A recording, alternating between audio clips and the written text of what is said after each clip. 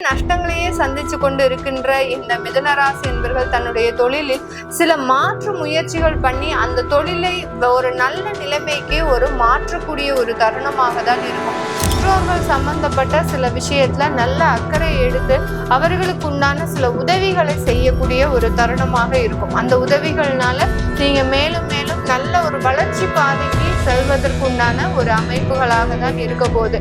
யார் யாரெல்லாம் உங்களுக்கு பெற்றோர்களை பிரிந்து இருக்கிறீங்களோ அவங்க எல்லாருமே இந்த மாதத்துல பெற்றோர்களினுடைய ஆசை பெற்று அவர்களை ஒரு வாட்டியாக நம்ம போய் பார்த்து வரணும் அப்படின்ற மாதிரியாக அந்த பெற்றோர்களை தேடி செல்லக்கூடிய ஒரு நேரமாக இருக்கும். சம்பந்தப்பட்ட சில தொந்தரவுகள்ல, அதாவது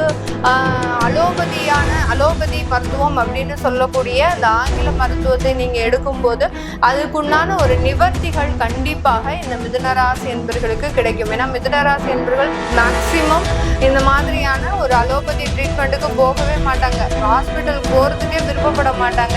எந்த ஒரு விஷயமாக இருந்தாலும் இயற்கை மருத்துவத்திலே எவ்வளவுக்கு எவ்வளவு நம்ம சரி செய்ய முடியுமோ அதற்குண்டான ஒரு விஷயங்களை செய்யக்கூடிய ஒரு நபர்களாக தான் இருப்பாங்க.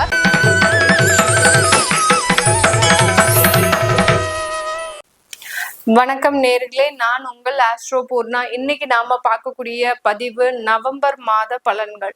நவம்பர் மாதத்துல இருக்கக்கூடிய கிரகங்களின் கோச்சார அடைவுகள் முதல்ல பார்க்கும்போது கடக ராசியில குரு பகவான் உச்சநிலை அடைந்திருக்கிறார். சிம்ம ராசியில கேது பகவான், அடுத்து கன்னி ராசியில சுக்கிரன் நீச்ச நிலை அடைந்திருக்கிறார். சூரியனாகப்பட்டவர் துலாம் ராசியில நீச்ச நிலை அடைந்திருக்கிறார். அடுத்து விருச்சிக ராசியில செவ்வாய் ஆட்சி பெற்று புதன் அதோட சேர்ந்து இணையக்கூடிய ஒரு கிரகமாக இருக்கு விருச்சிக ராசியில. கும்ப ராசியில ராகு பகவான் எப்போதும் போல, அடுத்து சனி பகவான் வக்ரத்தன்மையோடு மீன ராசியில இருக்கிறார். இதுதான் இந்த மாதத்துல இருக்கக்கூடிய கிரகங்களின் அடைவுகள். இந்த மாதத்துல கிரகங்கள் எந்தெந்த கிரகங்கள் வக்ரத்தன்மை அடைகிறது அப்படின்றத பார்க்கலாம். ஏன்னா இந்த மாதத்துல கிரகங்கள் வக்ரத்தன்மை அடையக்கூடிய ஒரு அமைப்புன்றது அதிகமாக இருக்கு. அதனால கிரகங்களாகப்பட்டது அந்த புதன் ஆகப்பட்டவர் 12ஆம், அதாவது 10ஆம் தேதி நவம்பர் மாதம் இந்த புதன் வக்ரத்தன்மை அடைகிறார். 12ஆம் தேதி குருவாகப்பட்டவர் உச்சநிலையில் இருந்து தன்னுடைய வக்ரத்தன்மையை அடைகிறார். இந்த 2 கிரகங்கள் வக்ரத்தன்மையோட இருக்கிறதோட இன்னும் 3 கிரகங்கள் ராகு கேது எப்போதுமே வக்ர கிரகங்கள், சனி பகவான் வக்ரத்தன்மையோட இருக்கிறார் ஆல்ரெடி. இது எல்லாமே மொத்தம் 5 கிரகங்கள் இந்த மாதத்துல வக்ரத்தன்மையோட இருக்குது. இந்த மாதத்துல கிரகங்களின் பயிற்சிகள் ஏதாவது இருக்குதா அப்படின்னு கேட்டோம்னா, இந்த சுக்கிரனாகப்பட்டவர் மாதம் பிறந்த உடனே 3ஆம் தேதி தன்னுடைய நீச்ச நிலையிலிருந்து தன்னுடைய சொந்த வீடான ஆட்சி வீட்டிற்கு துலாம் ராசிக்கு பயிற்சியாகி வருகிறார். அடுத்து இதே மாதத்துல இறுதியில 24ஆம் தேதி, அதாவது 26ஆம் தேதி நவம்பர் மாதம் தன்னுடைய ஆட்சி வீட்டில இருந்து தன்னுடைய 2ஆம் வீடான அந்த விருச்சிக ராசிக்கு அந்த சுக்கிரனாகப்பட்டவர் பயிற்சியாகிறார். சூரியன் 17ஆம் தேதி நவம்பர் மாதம் அந்த தன்னுடைய நீச்ச வீட்டில இருந்து விருச்சிக ராசிக்கு பயிற்சியாகி போகிறார். இதுதான் இந்த மாதத்துல இருக்கக்கூடிய கிரகங்களின் தன்மைகள். இந்த மாதத்துல ஏதாவது வக்ர நிவர்த்தி அடையுதா கிரகங்கள் அப்படின்னு கேட்டோம்னா, சனி பகவான் வக்ர நிவர்த்தி அடைகிறார். கிட்டத்தட்ட 5 மாதங்கள் கழித்து சனி பகவான் 28ஆம் தேதி நவம்பர் மாதம் வக்ர நிவர்த்தி பெறுகிறார். அதனால தன்னுடைய இயல்பு நிலைக்கு வரக்கூடிய ஒரு தன்மையை இந்த சனி பகவான் பெறுகிறார். இப்போ இருக்கக்கூடிய இந்த கிரகங்களின் அடைவுகள் படி என்னென்ன ஒரு சேஞ்சஸ் எல்லாம் இந்த காலகட்டத்துல ஒவ்வொரு ராசி என்பவர்களுக்கும் வரப்போகுது அப்படின்றத இந்த பதிவுல தெளிவா பார்க்கலாம். இந்த சேனலை சப்ஸ்கிரைப் பண்ணாதவங்க சப்ஸ்கிரைப் பண்ணிக்கோங்க. பெல் பட்டன்ல ஆல் ஆப்ஷன் சூஸ் பண்ணிக்கோங்க. மிதுன ராசி என்பர்கள் இந்த நவம்பர் மாதம் உங்களுக்கு கிடைக்க வேண்டிய சில நன்மைகள் கண்டிப்பாக கிடைக்கக்கூடிய ஒரு நேரமாக இருக்கும். உங்களுடைய ராசி அதிபதி புதன் ஆகப்பட்டவர் உங்களுடைய 6ஆம் இடத்துல இருந்தாலும் கூட அவர் இந்த காலகட்டத்துல, அதாவது 10ஆம் தேதி வக்ரம் அடைகிறார். அதனால வக்ரம் அடைகிறதுனால, பின்னோக்கி நகர்றதுனால கண்டிப்பாக சில விடுபட்ட சில விஷயங்கள் உங்களை தேடி வரக்கூடிய ஒரு நேரமாக இருக்கும்.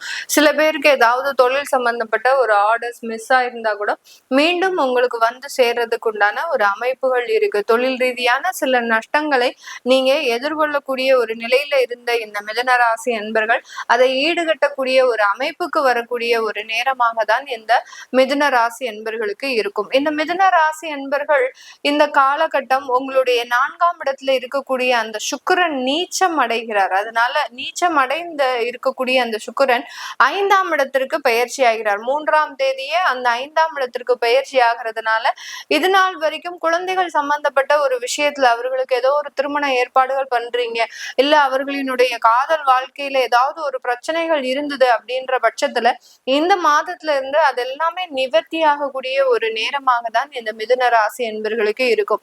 எப்போதுமே ஒரு நிலையில்லாத ஒரு முடிவை எடுக்க முடியாமல் ஒரு குழப்ப சூழ்நிலையில் இருக்கக்கூடிய நம்ம மிதுன ராசி என்பர்களுக்கு இந்த காலகட்டம் ஒரு தைரியமான ஒரு தன்னம்பிக்கை சார்ந்த சில முடிவுகளை எடுக்கிறதுக்கு உண்டான ஒரு நேரம். ஏன் அந்த மாதிரியாக இருக்கு அப்படின்னா உங்களுடைய ராசி அதிபதி 6ஆம் இடத்துல இருந்து வக்ரத்தன்மையோட இருக்கிறதுனால கண்டிப்பாக சில துணிவோடு சில முடிவுகளை எடுக்கிறதுக்கு உண்டான ஒரு நேரம்.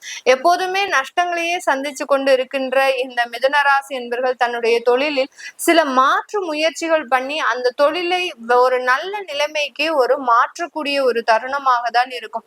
ஏன்னா இந்த இடத்துல 10ஆம் தேதி அதாவது 10ஆம் இடத்துல வந்து உங்களுக்கு அந்த சனி பகவான் வக்ர நிவர்த்தி அடைகிறதுனால இந்த மாசத்துல இருந்தே தொழில் ரீதியான சில முன்னேற்றங்களும் தொழில் சார்ந்த சில வளர்ச்சிகளும் ஏற்படக்கூடிய ஒரு நேரமாக இருக்கும்.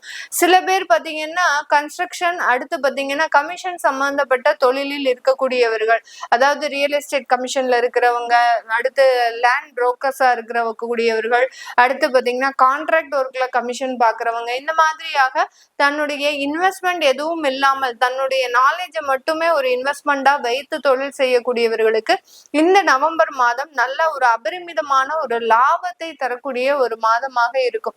ஏன்னா உங்களுடைய இப்ப லாப ஸ்தானாதிபதியாகப்பட்ட அந்த செவ்வாய் ஆட்சி பெற்று 6ஆம் இடத்துல இருக்கிறதுனால ஒரு போராட்டத்தோடு அந்த ஒரு லாபத்தை பெறுவதற்கு உண்டான ஒரு அமைப்பாக தான் இந்த மிதுன ராசி என்பர்களுக்கு இருக்க போது இந்த நவம்பர் மாதத்துல. இந்த நவம்பர் மாதத்துல 5ஆம் இடத்துல இருக்கக்கூடிய அந்த சூரியனும் உங்களுக்கு நீச்ச நிலையிலிருந்து வெளியில வரார். மாதத்தின் பிற்பகுதியில 17ஆம் தேதிக்கு மேல இவர் பாத்தீங்கன்னா உங்களுடைய தைரிய வீரிய ஸ்தானத்திற்குரிய அந்த சூரியனாகப்பட்டவர் நீச்ச நிலையிலிருந்து வெளியில வர்றதுனால நான் முதல்லயே சொன்ன மாதிரி சில குழப்ப நிலையிலேயே இருந்த இந்த மிதுன ராசி என்பவர்கள் இந்த மாதத்துல சில ஒரு துணிச்சலோடு சில தேவையான முடிவுகளை எடுக்கக்கூடிய ஒரு தருணமாக இருக்கும். முதல் திருமண வாழ்க்கையில விவாகரத்துகள் அதிகமாகி விவாகரத்து வழக்குகள்ல உங்களுக்கு விவாகரத்துகள்லாம் கிடைக்கிறதுக்கு உண்டான ஒரு நேரம். ஏன்னா குரு பகவான் 7ஆம் வீட்டு அதிபதியாகப்பட்ட அந்த குரு பகவான் 2ஆம் இடத்துல உச்சம் பெற்று வர்றார். அதனால ஒரு புதிய ஒரு திருமண வாழ்க்கையை கொடுக்கறதுக்கும் ஏற்கனவே இருந்த திருமண வாழ்க்கையில கசப்பான வாழ்க்கையில இருந்து வெளியில வருவதற்கும் உண்டான ஒரு நேரமாக தான் இந்த மிதுன ராசி என்பர்களுக்கு ஒரு சாதகமான ஒரு குடும்ப வாழ்க்கையை கொடுக்கறதுக்கு உண்டான ஒரு அமைப்பாக தான் இருக்க போகுது. இந்த காலகட்டத்துல இந்த மிதுன ராசி என்பர்கள் தன்னுடைய பெற்றோர்கள் சம்பந்தப்பட்ட சில விஷயத்துல நல்ல அக்கறை எடுத்து அவர்களுக்கு உண்டான சில உதவிகளை செய்யக்கூடிய ஒரு தருணமாக இருக்கும். அந்த உதவிகள்னால நீங்க மேலும் மேலும் நல்ல ஒரு வளர்ச்சி பாதைக்கு செல்வதற்குண்டான ஒரு அமைப்புகளாக தான் இருக்க போகுது. யார் யாரெல்லாம் உங்களுக்கு பெற்றோர்களை பிரிந்து இருக்கிறீங்களோ அவங்க எல்லாருமே இந்த மாதத்துல பெற்றோர்களினுடைய ஆசி பெற்று அவர்களை ஒரு வாட்டியாவது நம்ம போய் பார்த்துட்டு வரணும் அப்படின்ற மாதிரியாக அந்த பெற்றோர்களை தேடி செல்லக்கூடிய ஒரு நேரமாக இருக்கும். பெற்றோர்களும் தன்னுடைய குழந்தைகளை பிரிந்து இருந்தா கூட இந்த நேரத்துல ஒன்று சேருவதற்கு உண்டான ஒரு தருணமாக தான் இந்த மிதுன ராசி என்பர்களுக்கு இருக்க போகுது. வியாதி சம்பந்தப்பட்ட சில தொந்தரவுகள்ல, அதாவது அலோபதி மருத்துவம் அப்படின்னு சொல்லக்கூடிய அந்த ஆங்கில மருத்துவத்தை நீங்க எடுக்கும் போது அதுக்குண்டான ஒரு நிவர்த்திகள் கண்டிப்பாக இந்த மிதுனராசி என்பர்களுக்கு கிடைக்கும். ஏன்னா மிதுனராசி என்பர்கள் மேக்சிமம் இந்த மாதிரியான ஒரு அலோபதி ட்ரீட்மெண்ட்டுக்கு போகவே மாட்டாங்க, ஹாஸ்பிட்டலுக்கு போறதுக்கே விருப்பப்பட மாட்டாங்க. எந்த ஒரு விஷயமாக இருந்தாலும் இயற்கை மருத்துவத்திலே எவ்வளவுக்கு எவ்வளவு நம்ம சரி செய்ய முடியுமோ அதற்குண்டான ஒரு விஷயங்களை செய்யக்கூடிய ஒரு நபர்களாக தான் இருப்பாங்க. ஆனா இந்த நேரத்துல அதற்குண்டான சில மருத்துவ வழிமுறைகள் அப்படின்றது கண்டிப்பா கண்டிப்பாக இந்த மிதுன ராசி என்பர்களுக்கு கிடைக்கக்கூடிய ஒரு தருணமாக தான் இருக்க போகுது. இந்த மிதுன ராசி என்பர்கள் வேலை சம்பந்தப்பட்ட இடத்துல நல்ல ஒரு உயர்ந்த அங்கீகாரம், உங்களுக்கு வேலை வாய்ப்பு இல்லை அப்படின்றவங்களுக்கு கண்டிப்பாக இந்த மாதம் வேலை கிடைக்கிறதுக்கு உண்டான ஒரு நேரமாக இருக்கும்.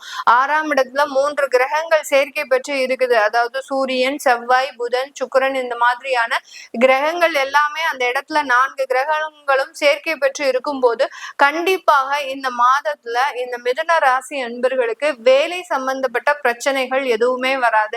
தகுந்த வேலை, தகுந்த வருமானம், ஒரு அங்கீகாரம் எல்லாமே கிடைக்கிறதுக்கு உண்டான ஒரு அமைப்பாக தான் இருக்கும்.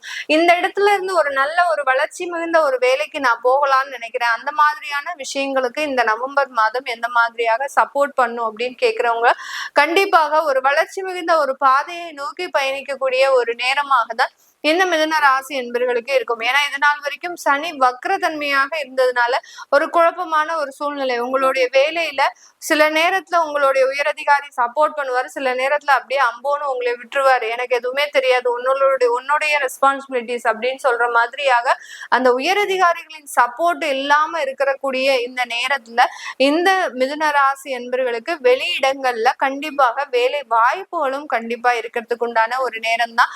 உங்களுக்கு வெளிநாட்டு பிரயாணங்களும் அதிகரிக்கக்கூடிய ஒரு நேரமாக தான் இந்த நவம்பர் மாதம் இருக்க போகுது. இது எல்லாமே நம்ம கோச்சார நிலவரப்படி பலன்களை கணிச்சு சொல்லியிருக்கிறோம். உங்களுடைய சுய ஜாதக தசாபுத்தி பலன்களை பார்க்கணும் விருப்பப்படுறவங்க கீழே இருக்கக்கூடிய நம்பருக்கு வாட்ஸ்அப்ல அப்பாயின்மெண்ட் வாங்கிக்கிட்டு நீங்க கன்சல்ட் பண்ணிக்கலாம். உங்களுடைய குழந்தைகளுக்கு ஜாதகம் எழுதணும், நியூமராலஜி படி பெயர் வைக்கணும்னு நினைக்கிறவங்களும் கீழே இருக்கிற நம்பருக்கு வாட்ஸ்அப்ல மெசேஜ் அனுப்புங்க. உங்களுக்கு அதுக்கு உண்டான தகவல்கள் தெரிய வரும். உங்களிடமிருந்து விடைபெறுவது உங்கள் ஆஸ்ட்ரோ பூர்ணா. நன்றி, வணக்கம்.